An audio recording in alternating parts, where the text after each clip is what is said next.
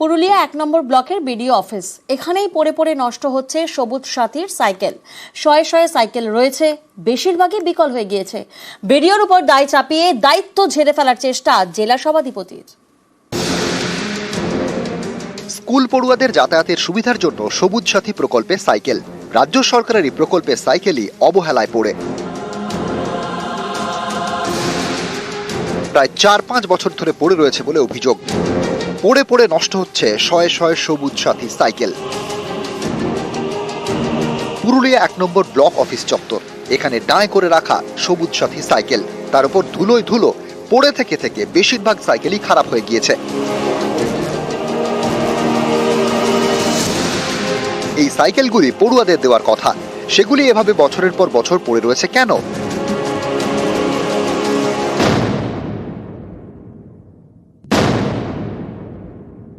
Corona পিরিয়ডের আগের প্রায় 4 থেকে 5 বছর আগের এই সাইকেলগুলো স্টক আছে এবং যেটা রিপোর্ট আছে যে কোনো স্কুলের মানে ওই পুরুলিয়া 1 নম্বর ব্লকের অন্তর্গত কোনো স্কুলের এমন কোনো যোগ্য স্টুডেন্ট নেই যে যারা কিন্তু সাইকেল পায়নি।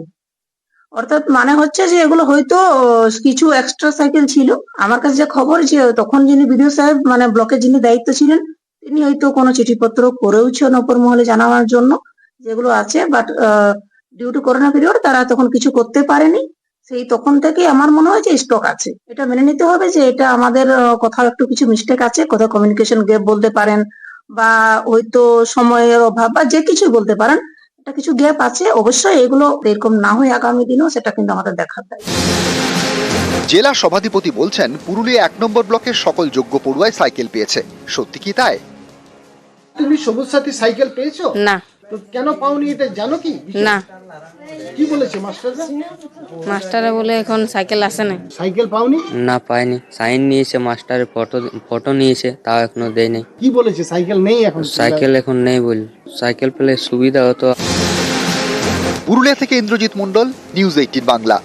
গত ১ ফেব্রুয়ারি হৃদরোগে আক্রান্ত হয়ে মৃত্যু হয় কালীগঞ্জের তৃণমূল বিধায়ক নাসিরউদ্দিন আহমেদের। আর তারপর প্রয়াত তৃণমূল বিধায়কের দুবার স্মরণ সভা। একবার স্মরণ সভা হয় পরিবারের তরফ থেকে, আরেকবার স্মরণ সভা হয় সাংসদের তরফ থেকে। প্রথমে ৯ ফেব্রুয়ারির ছবিটা আপনাদেরকে দেখায়। দেখুন, ৯ ফেব্রুয়ারি প্রয়াত তৃণমূল বিধায়কের স্মরণ সভা, আর এই স্মরণ সভা করা হয় পরিবারের তরফে। আর আজকের ছবিটা আপনাদেরকে দেখায়, আজ ফের সাংসদ মহুয়া মৈত্রর উদ্যোগে স্মরণ সভা, অর্থাৎ কালীগঞ্জের বিধায়কের দুবার স্মরণ সভা।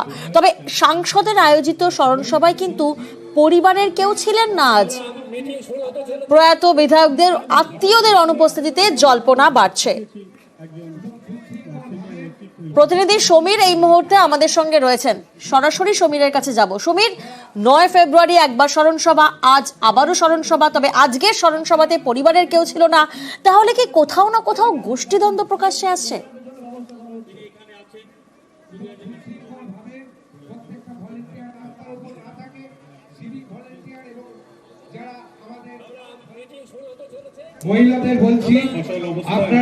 এরপরে রাজ্য কমিটির পক্ষ থেকে এবং যারা উদ্যোক্তা ছিলেন উজ্জ্বল বিশ্বাস মন্ত্রী, তার উদ্যোগে গত ৯ তারিখ থেকে স্মরণ সভার আয়োজন করা হয়।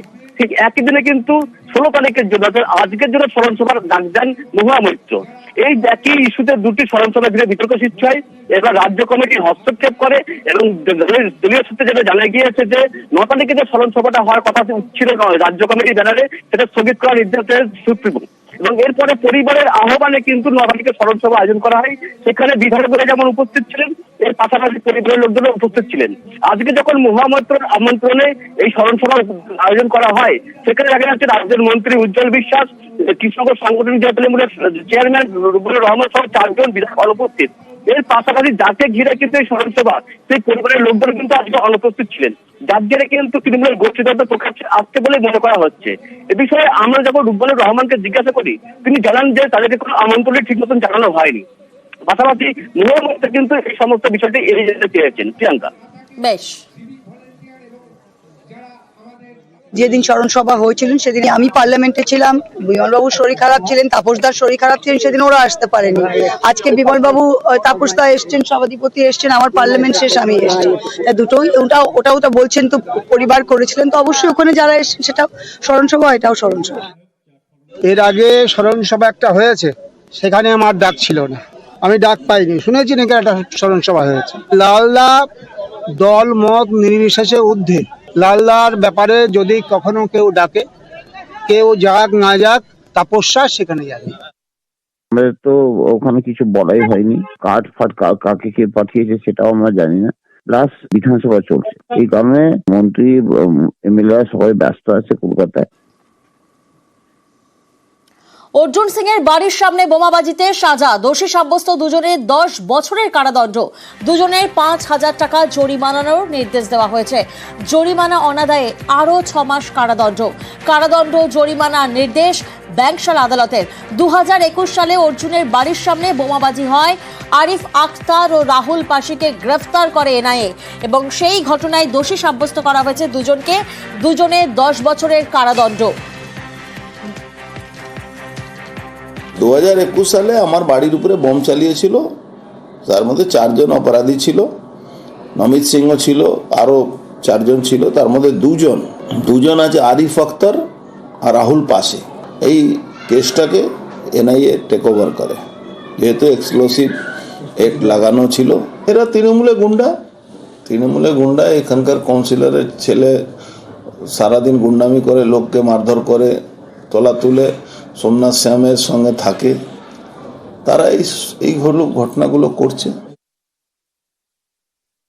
আলেকজান্ডার জুট মিল, সেখানকার লোহা এবং মেশিনপত্র কেটে বার করতেন তখন সেখানকার সিকিউরিটি অফিসার, যিনি ওনার বিআই, এবং গুড্ডু সিং। এই যে ছেলে দুটো এখন আপনি দেখছেন যাদের সাজা হয়েছে, তারা গুড্ডু সিংয়ের সাকরেত ছিল। হিস্সা বাখড়া নিয়ে সেই সময় তাদের মধ্যে প্রচণ্ড বিবাদ এবং ঝামেলা হয়। সেই ঝামেলার পরিপ্রেক্ষিতে তারা বোমাবাজি তাদের নিজেদের মধ্যেই করে।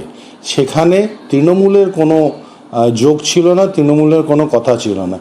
আর অর্জুনের কাজই হচ্ছে যে যেটা পারবে সেটা বিধায়ক কিংবা সাংসদের নামে লাগিয়ে দিলে হবে না। সত্য সত্য, মিথ্যে মিথ্যে।